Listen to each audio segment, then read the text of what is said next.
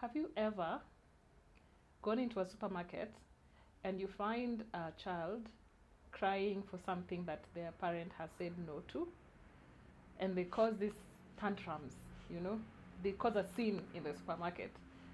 There are instances, the reverse could also be true, where a child always asks for something and they always get it. There is never a no that has been given to them.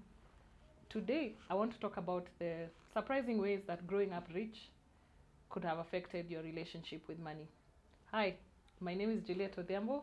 I'm a personal finance coach and trainer. I help individuals like you have a healthy relationship with money.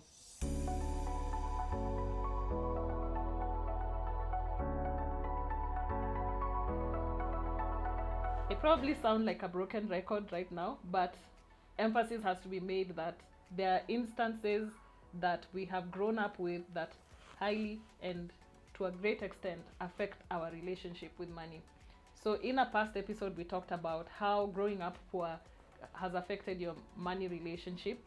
While many people might not identify with this reverse, it's possible that you also grew up not maybe super rich, but you also never lacked. So there was never a time you were told no, and there was everything you asked for, you were always given. Are you curious how that has affected your relationship with money? Let's take a deep dive into that. One of the most common things that could have possibly happened is that you develop a sense of entitlement. That because no one has ever told you no, you can't take no for an answer. Everything is yours and it's yours for the taking. And if anyone gives you any resistance, you will take it by force. This is entitlement, and it is not healthy because it builds a negative relationship. It causes friction with people that are around you, especially people who actually don't understand that it's not that you're a bad person. It's just that you've always gotten what you wanted. And so you always, whenever you don't get what you want, you don't know how to deal with that.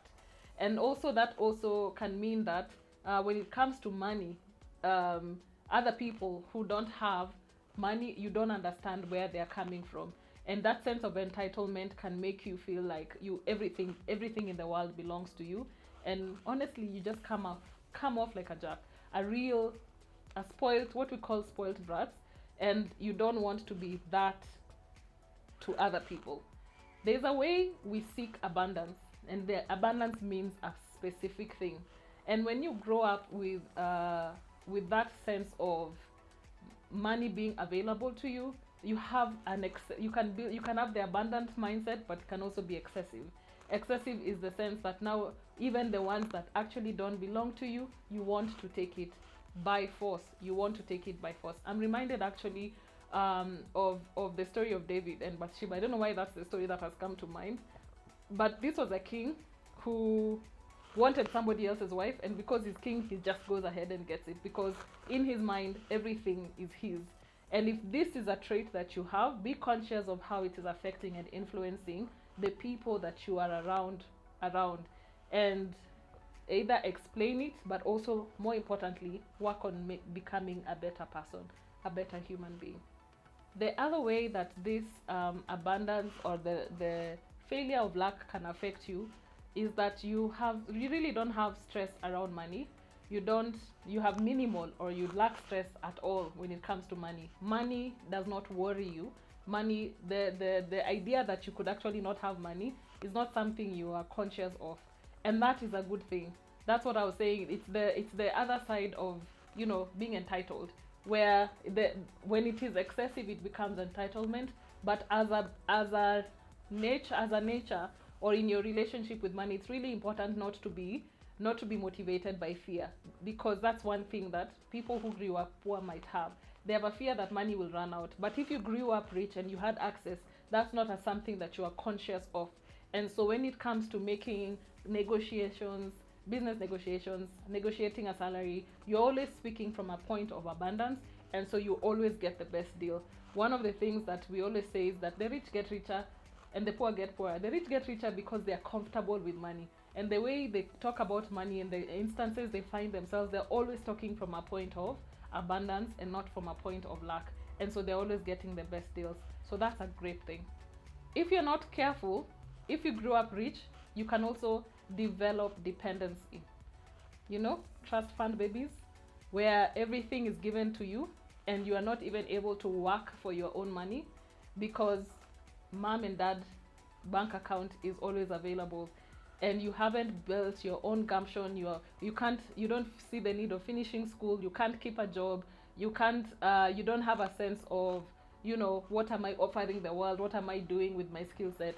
You can have that sense of dependency, and if you always get yourself in financial problems because of number one, entitlement, then you can always go back home, you know, and mom and dad will sort it out. That's definitely dependency. And if you're a parent who is coming from a place of abundance and you have such a child, you really want to build within them the value of honest and hard work, so that they don't become dependent on your money, and learn to help them build their own money and learn how to make their own money. And that helps to have individuals who are healthy and just have a generally good relationship with money. This almost goes without saying that if you grew up in abundance, then you are accustomed to a lifestyle of luxury. You are accustomed to the best that is available, and what that can result in is that you are always buying the best. Sometimes, if that's how you grew up, but your circumstances have changed and now you don't have the money and you need to adjust your lifestyle, that can be difficult, because this is what you're used to. You're used to buying your clothes from LC Waikiki, is that it? Or Little Red, whichever place you keep buying your clothes from, and now your financial situation requires you to go to Mtumba, you are unable. So what can result in that you become an overspender, you spend what you do not have. So you need to be conscious of the fact that now situations have changed, and it can be a really difficult season to go back to, especially when you going to the next point, is that you can tie your identity to money. That because you've always had money and that's how people have always engaged with you, you're speaking from a point of I have more than you have. So the moment that this identity falls, then you don't know who you are, and your entire existence is shaken by the fact that you no longer have this money that you used to have. And now you're worried, how will so and so say, what will so and so do, what will so and so say, and it becomes a jarring experience for you. I have a particular client who has to come back home because what she thought was going to happen abroad is no longer happening. She's accrued a lot of debt. She doesn't have particular areas to get help, and so she's contemplating coming back home. But a key problem is that, what will people think? They went there thinking that all these amazing things are going to happen, but now I'm coming back home and having to start from scratch. And her identity, especially in terms of close family members, friends, and people who knew her, seeing her coming back and being termed as a failure, is problematic for her, because all she has known is abundance. If your identity is tied to money, then you will not know how to exist without it. And so money is not a good object to tie your identity to. Look for a higher source of identity for yourself, so that it's not money. Another common thing that would happen is that you lack money management skills. Why? Because you've never had little to have to stretch for a long time. So what that results in, you're always having it. You ask, it's there, you ask, it's there. And so the abundance can make you feel like you've never had to budget. Why am I budgeting when all the money is there for me to spend? And so you find people who grew up, especially when their parents are not intentional about teaching and training you about money, whether it's family business or investment as a whole, then you have no clue. All you know is that whenever you ask, it's there. And so money management or financial literacy as a whole might be something that you struggle with. And finally, so if you grew up poor, you might not have the gumption to handle financial adversity. So that because tied to what I said, your identity is tied to it. You don't know how to exist without it. We mentioned earlier that those who grew up poor have that ability to do things with their own hands. But if all you had in your entire life, whenever you had to get something, you could pay for it, then you really don't have any skill set. You don't know how to survive when things go south. And both internally, like the gumption internally, the inner power to manage when there's adversity, and also externally in terms of being able to identify solutions for financial adversity, you might struggle in these particular areas. This and many others could be things that you struggle with if you find that in your history you always had money, or you never lacked, or you were rich, you were always in abundance, in the state of abundance. You might want to do a double check for yourself, and even more to your children. If you are the parent and you have excess finances, how are you communicating that to your children? Make sure that you're not raising spoiled brats.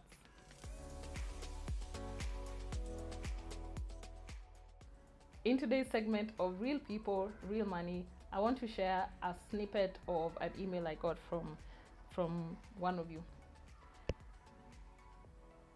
I wish, growing up, I did learn some lessons about money, but I wish some lessons were age appropriate. I got them raw and carried very unnecessary burdens. Also, based on how things ran at home, I see the importance of having your own money in marriage. The concept of a single source of income is something I don't want to experience in my personal life.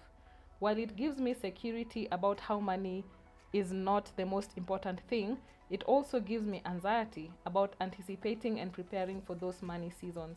For example, I want to invest enough to have multiple passive income streams, catering to my various responsibilities and wants. Also, I intentionally treat my inner child by buying for myself and my family the things that I know my dad will not. I take up responsibility for things my dad considers a waste of money. For example, I first ate KFC after high school. I thought it was so expensive growing up, only to find that it was 300 shillings. Isn't that interesting? Right? So that the way you grew up actually can actually affect your immediate experiences with money, and it can create a mental block if all you are exposed to is one way of thinking. So you find you're constantly struggling between the new you, or the future you that you're trying to develop, and the past, and the messages conflict oftentimes. One of the things I do with my clients, after we have unearthed your financial history and we see how it has affected your relationship with money, the next thing is to create now a vision that is yours. What exactly do you want money to do for you? So some of the things she has said, she wants multiple income streams, and she wants to be prepared for different money seasons. She wants to be in a family where there's a multiple or double income, so being in a home with single income stream is not something she wants, because that's how she grew up and she already saw what that affected. Now that can be good and bad, because it has given her ambitions for her own future. However, it can also cause conflict in instances where either in the marriage where she's the one who doesn't have a job, or the spouse doesn't have a job. How do you manage that situation? If you come with your financial trauma into this situation, into this institution that you don't even understand, why do I feel like I have to have a job, or you must have a job? Why is that something that bothers me so much? You need to be able to have an answer to that, and you need to be able to communicate that. And then you can also develop a new vision for yourself and for your money, and how you want your money to be used. How do you want money to serve you without the baggage and the burden of the past? Because one of the things she said is that she carried a necessary burden. She learned, but only she learned about all the problems they were having with money. And as a young person, she had to grow up really fast. And so that has influenced and shaped her relationship with money. What about you? How did you grow up with money, and what experiences do you have, do you feel like have shaped your current situation and your current money behaviors? Do let me know in the comment section.